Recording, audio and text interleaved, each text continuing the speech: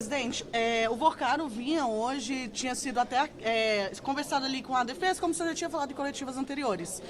Porém, foi apresentado o habeas corpus. O senhor já tinha comentado que, se fosse feito isso, seria pedida a própria condução coercitiva do Vorcaro. Como que fica e como o senhor analisa essa questão, né, de ter sido acordado do Vorcaro vir de bom grado e, de repente, ter essa mudança de posicionamento aí? Bem, primeiro, mais uma vez, nós temos um entendimento completamente diferente entre a CPMI, o Parlamento e o Supremo Tribunal Federal. Vorcaro, no inquérito da Polícia Federal, é tratado como investigado. No nosso caso, ele é testemunha, porque o nosso relatório ainda não está pronto para que se possa pedir um indiciamento. Portanto, a meu ver, mais uma vez, a decisão do Supremo Tribunal Federal interfere, prejudica e atrasa as nossas investigações. Havia um acordo já totalmente elaborado, vocês acompanharam, e na decisão apenas para que ele viesse a Brasília, não era uma decisão pedindo que ele autorizasse, era uma decisão para ele vir a Brasília, porque ele está com medida restritiva, respeitando o Supremo. Nos veio a surpresa de que ele não era obrigado a comparecer e o banqueiro usou dessa prerrogativa para descumprir o acordo. Eu estou com a advocacia do Senado recorrendo dessa decisão.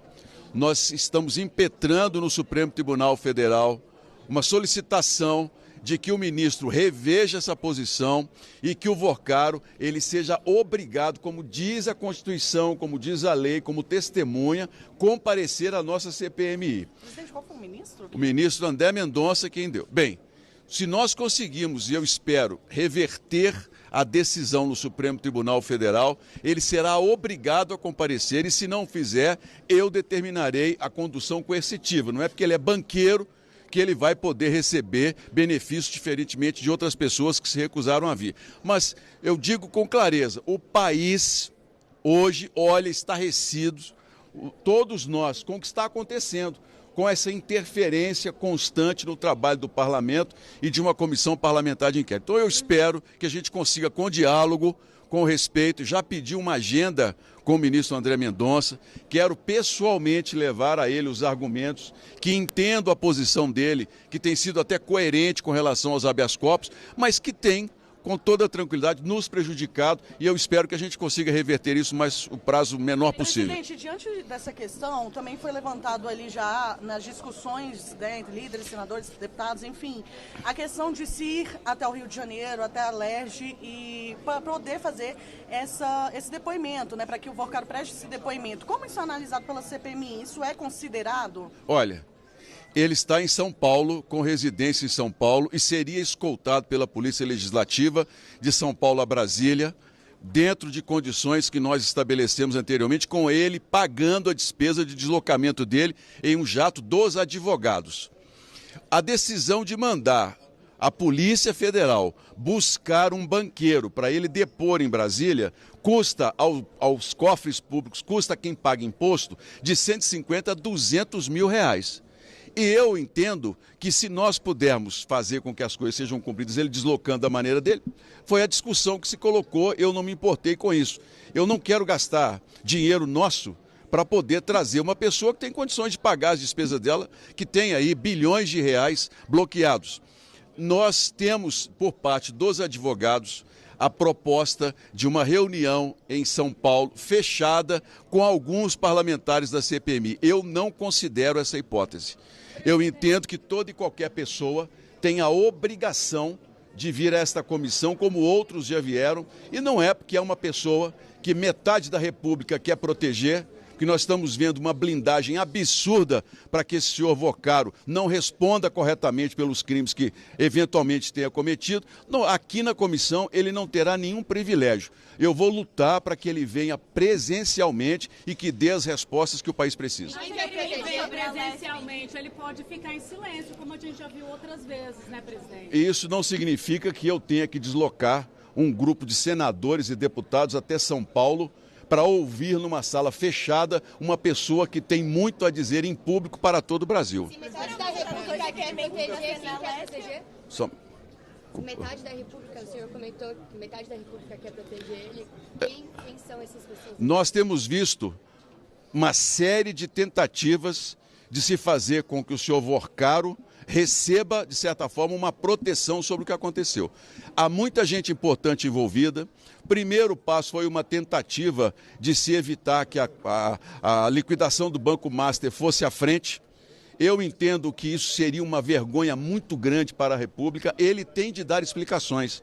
Ele precisa nos dizer como que ele conseguiu desaparecer com bilhões de reais dos servidores públicos, que tipo de influência política isso veio, gente do Judiciário, gente do Legislativo. Ele tem que aparecer e falar. Eu entendo que na comissão, apesar da nossa limitação em relação aos empréstimos consignados, ele tem muito a nos dizer sobre as influências nos quais ele conseguiu todos esses favores para chegar a esse rombo absurdo no país. Esse homem não pode ficar calado. E hoje nós teríamos que ter um esforço de todos os poderes para que ele falasse, para que ele desse ao país declarações. O que a gente espera, eu espero sinceramente, do próprio Supremo Tribunal Federal, é que colabore conosco. Nós estamos aqui para poder servir a população.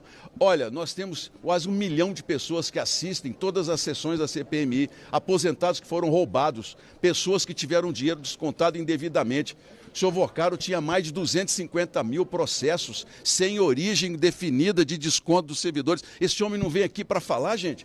Que absurdo é esse? Agora, eu, como senador, ter de levar um grupo de parlamentares a São Paulo para ouvir. Por quê? Porque ele é banqueiro? De jeito nenhum. Vou lutar para que ele venha aqui. Presidente, os documentos já chegaram? O videoconferência, ouvi-lo por videoconferência? Não. Em nenhum outro caso eu abri mão de nós fazermos presencialmente.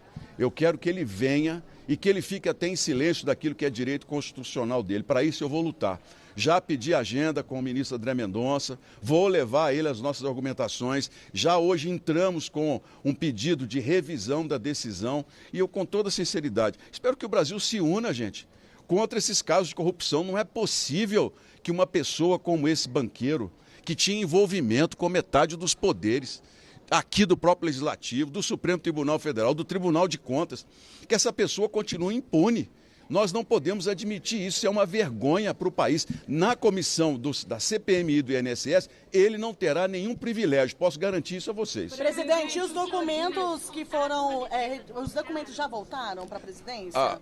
Os documentos, a determinação do Supremo Tribunal Federal é de que a advocacia do Senado repassasse à Polícia Federal e a Polícia Federal fizesse a entrega à CPMI na minha responsabilidade.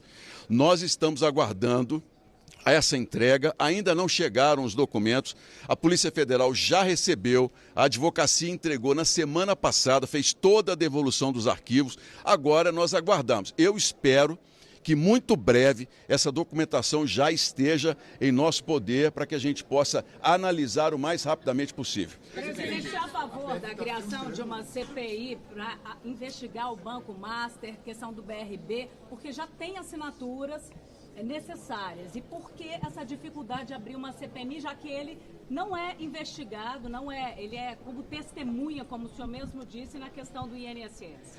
Há uma discussão jurídica que tem sido frequente desde o início da CPMI, da nossa CPMI, a de que nós chamamos as pessoas e notificamos como testemunhas. Os advogados entram na justiça de que eles são investigados. Há uma clareza muito grande que nós temos um inquérito que é paralelo ao da Polícia Federal e que essas pessoas só podem ser consideradas investigadas depois que o relatório ficar pronto. Só que isso é um limbo jurídico que nós do Parlamento é quem temos que resolver nessa questão. E eu, com uma nova legislação, inclusive, as comissões vêm perdendo força desde 2012 por decisões do Supremo em que os advogados, que naturalmente acompanham, são muito bem pagos e a profissão deles conseguem, nas brechas da lei, manter pessoas distantes até da população de prestar contas. Nós temos que corrigir isso. O parlamento não pode, eu não posso ficar só criticando o Supremo. A gente precisa começar a ter um projeto de lei nosso que propõe essas mudanças para que a gente deixe claro. Sobre a CPI do Master, sou totalmente a favor, assinei e espero com toda sinceridade que ela seja instalada mesmo em ano eleitoral, porque nós precisamos dar respostas ao país. A corrupção chegou a um nível insuportável em todo o Brasil e envolve gente poderosa de todos os poderes e nós não podemos permitir que isso caia no esquecimento. Inclusive, quero dizer a vocês que, como não recebi uma resposta formal do presidente do Senado com relação à prorrogação da CPMI do INSS, eu, juntamente com outros parlamentares, recorreremos ao Supremo para que a CPMI seja prorrogada no prazo estipulado das assinaturas que nós temos, já que, por legislação, nós temos o direito de que ela permaneça por pelo menos mais 60 dias. Como... O senhor esperava mais cooperação do Supremo com a troca da relatoria? Olha, o ministro tem sido coerente com relação aos habeas corpus. Ele geralmente, todos os 4 outros que nós temos da parte do Supremo, se não estou enganado, todos deram à pessoa o direito de não vir. Essa é uma decisão que o Supremo já tomou desde 2012 e que agora nós precisamos corrigir. A legislação tem que trabalhar de uma forma. Agora, eu não entendo como que cada ministro dá uma decisão. Tem ministro que manda vir, ficar calado no que é constitucional, tem outros que nem deixa a pessoa vir, a pessoa não precisa. Olha, nós precisamos definir com clareza quais são as ferramentas que nós temos para poder investigar. E quem tem que resolver isso não são os ministros do Supremo, quem tem que resolver isso somos nós. Nós, parlamentares, é quem temos que fazer a legislação. Agora, quando nós olhamos para o parlamento, para o Congresso, a gente percebe a quantidade de obstáculos que a gente tem. Primeiro, blindagem de nomes importantes para a investigação. Pessoas que são colocadas em votação os nomes e que recebem não, apesar de todo o envolvimento que nós temos nos crimes de corrupção. Quando a gente percebe que pessoas importantes ajudaram a blindar uma pessoa como esse senhor Vorcado, isso tudo gera no país uma insatisfação muito grande. E a minha também, é a minha indignação. Condução coercitiva não vai de encontro com essas decisões? Não. Quem que dá a palavra final no final das contas? Eu só posso determinar uma condução coercitiva que está prevista na lei se o ministro André Mendonça rever a decisão de que ele não é obrigado a comparecer à CPMI. Se ele não rever, como que isso será visto pela CPMI? Vai ficar muito ruim para o país, não é para nós, não. Isso vai ficar ruim para todos os milhões de brasileiros que estão acompanhando esse escândalo de corrupção e que percebem claramente que há diferenças. Há pessoas importantes que acabam sendo blindadas, advogados muito bem pagos, que conseguem decisões nas brechas da lei que nos impedem de combater a corrupção como nós temos que combater. Presidente, o relator falou a respeito de votar novamente em requerimento dos presidentes de banco. O senhor já tem uma data para que isso aconteça? Já sabe que vai depor na quinta-feira? Olha, na quinta-feira nós faremos uma reunião deliberativa em que eu vou trazer os requerimentos, especialmente de nomes que nós já colocamos, de bancos, porque essas pessoas têm de vir. Eu não vou expor um, sendo que tem outros 6 que são tão importantes quanto, que não forem colocados. A gente tem que trazer todos eles aqui.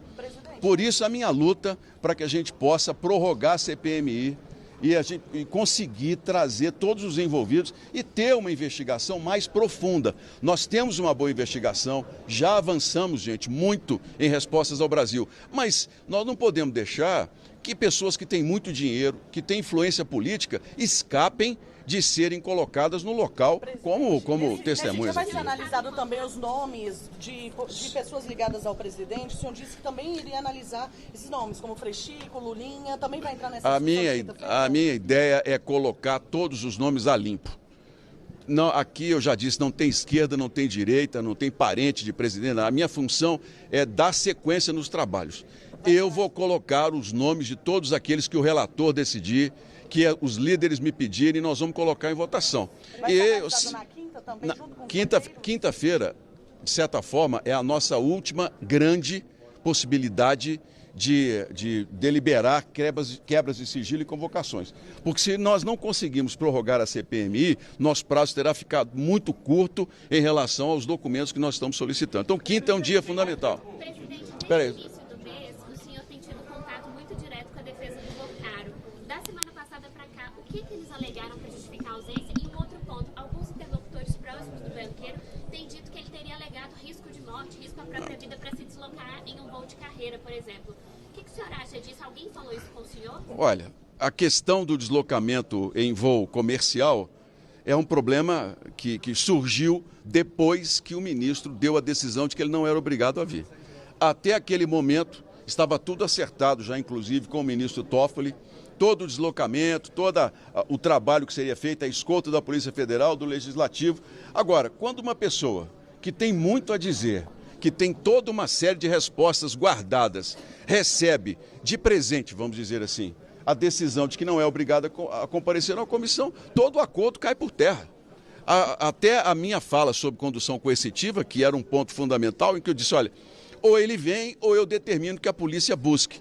Diante de uma decisão superior como essa do Poder Judiciário, eu fico com as mãos amarradas e a comissão fica na dependência de uma nova decisão para que a gente traga para cá o homem que mais tem informações a serem dadas ao Brasil. Presidente, mas ele não iria vir num jatinho dos advogados, agora seria num voo comercial? Como que ficou isso? É porque foi acertado com o ministro Toffoli que ele viria no jato dos advogados escoltados pela Polícia Federal e pela Polícia Legislativa. Por que eu concordei com isso? Porque mandar para lá um jato da Polícia Federal, como está na decisão, custa ao erário perto de R$200 mil. Isso não é correto, gente, tirar dinheiro de imposto para a gente ir lá buscar um banqueiro que tem explicações a dar ao país. Eu não concordo com isso, sabe? Eu respeito o dinheiro público. Agora, ele viria de um jeito ou de outro, ou no jato dos advogados, ou de avião comercial, ou de carro, da maneira que quiser, mas ele teria que vir. O problema é que quando se vem uma decisão em que ele não está obrigado, aí acaba que, infelizmente, o país fica assistindo essa impunidade absurda que nós estamos tendo. O senhor falou em blindagem. O senhor falou em blindagem. Essa blindagem vem dos presidentes da Casa, do Senado e da Câmara a não instaurar uma CPI para investigar o Banco Master e toda essa fraude bilionária? Olha, eu entendo que há muitos personagens importantes da República interessados em que essa CPMI não aconteça. Entre eles, ministros do Supremo, parlamentares e outros envolvidos no prejuízo que foi dado de bilhões aos servidores públicos brasileiros. Essas pessoas que têm cargos importantes, elas estão usando das atribuições para que, infelizmente, isso não aconteça. Eu espero, com toda sinceridade, que a pressão popular e esse escândalo, da maneira como está, force o parlamento a fazer a investigação, que é a nossa obrigação. Gente, obrigado, gente. Prorrogar a CPMI? Exatamente, porque igual o senhor já tinha um apoio ali do Alcolumbre, agora ele olha, deu mais aceno, como tá eu vou recorrer ao Supremo para a prorrogação da CPMI com a confiança de que nós podemos ser vitoriosos com base em outros casos que já aconteceram nessa casa. Nós temos todas as assinaturas, nós temos a Constituição ao nosso favor, mas o pedido nem protocolado foi ainda para ser lido, ou seja, há uma manobra administrativa interna para que não avance. Eu vou recorrer e nós, gente, vamos lutar até o final. Retroceder de jeito nenhum. Aí é só vocês observarem qual é o caminho que você tem essa resposta. Obrigado, gente. Obrigado. Existe a possibilidade dele vir amanhã na CAIA, Comissão de Assuntos Econômicos do Senado. Caso isso aconteça, como que o senhor avalia a negativa dele vir para a CPMI do INSS, mas vir para a CAIA? Bem, ele tem de dar respostas.